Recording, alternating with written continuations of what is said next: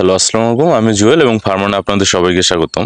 আমাদের জীবনের সবচেয়ে বড় শিক্ষাটাই স্কুল কলেজ না, অভিজ্ঞতা থেকে আসে। বিশেষ করে মধ্যবিত্ত পরিবারের জন্ম মানে স্বপ্নটা ছোট করে ফেলতে হয়, চাওয়াগুলো গিলে ফেলতে হয়, আর সারাক্ষণ একটা অদেখা সমাজের ভয়ে বাঁচতে হয়। ছোটবেলা থেকেই আমাদের শেখানো হয় ভালো করে পড়ো, পরীক্ষায় ফার্স্ট হতে হবে, একটা ভালো চাকরি পেতে হবে। কিন্তু কেউ বলে না এই পথটা আসলে কতটা ভাঙা। কেউ বলে না কাগজের সার্টিফিকেট থাকলেও কপালে যখন থাকে না তখন তা কোনো মূল্য রাখে না। আমরা পড়ি পড়তেই থাকি, ক্লাস 10, কলেজ, ইউনিভার্সিটি, 3 দশক চলে যায় একটা চাকরির স্বপ্নে। কিন্তু যখন হাত পাততে হয় মাসে 2বার বাস ভাড়ার জন্য, তখন বোঝা যায় জীবনের সবচেয়ে বড় ভুলটা ছিল এই অন্ধবিশ্বাস।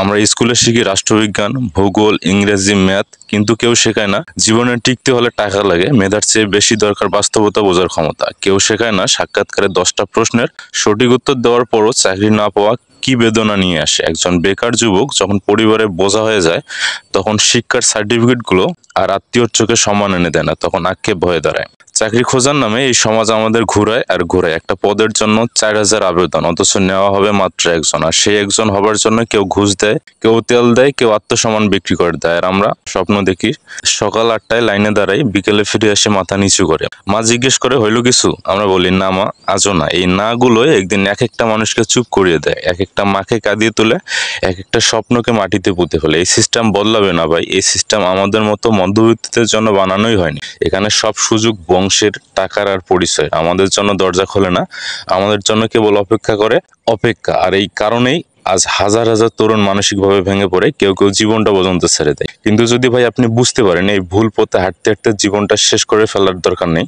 তাহলে আপনি জিতবেন। এই সমাজ, শিক্ষা ব্যবস্থা, এই চাকরির দৌড়, এসবের বাইরেও একটা জীবন আছে।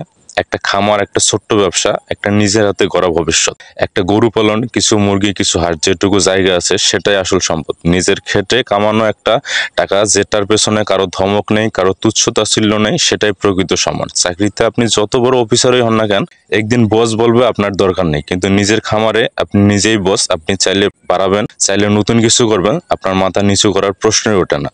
আর শুধু টাকার হিসাব না ভাই, মনটাও শান্তিতে থাকে। আপনি সকালে উঠে দেখেন গরুগুলো দাঁড়িয়ে আছে, আপনাকে দেখে, মুরগিগুলো ডাকছে খাবারের জন্য। এই ডাকগুলো যেন জীবনকে আরেকবার বাঁচার সুযোগ দেয়। এই শব্দগুলোতেই থাকে আশা, থাকে ভালোবাসা, থাকে স্বাধীনতা।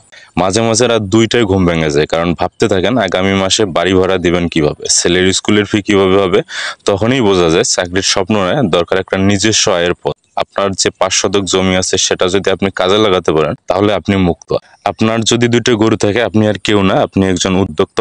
উদ্যোক্তা হওয়া মানে সবার থেকে আলাদা হওয়া নয়, বরং নিজেকে নিজের মতো তৈরি করে ফেলা। উদ্যোক্তা মানে ছোট থেকে শুরু করা, কিন্তু মনটা বড় রাখা। আপনার ভুল হবে, মানুষ আসবে, সমাজ কথা বলবে, কিন্তু আপনি যদি টিকে থাকেন, একদিন আপনার সাফল্যের গল্পই হবে অন্যদের অনুপ্রেরণা। শুনুন ভাই, আমরা যারা মধ্যবিত্ত, আমরা ভাঙ্গি না, আমরা গড়ে নেই। কেউ যদি বলে তুমি পারবে না, তখনই মনে মনে শপথ নেই, দেখাই দিব।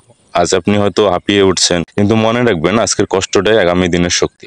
নিজের একটা খামার মানে শুধু টাকা নয়, মানে একটা পরিচয়, একটা সম্মান। আপনি আর কারো করুণা নিয়ে বাঁচবেন না, আপনি নিজেই নিজের স্বপ্ন করবেন।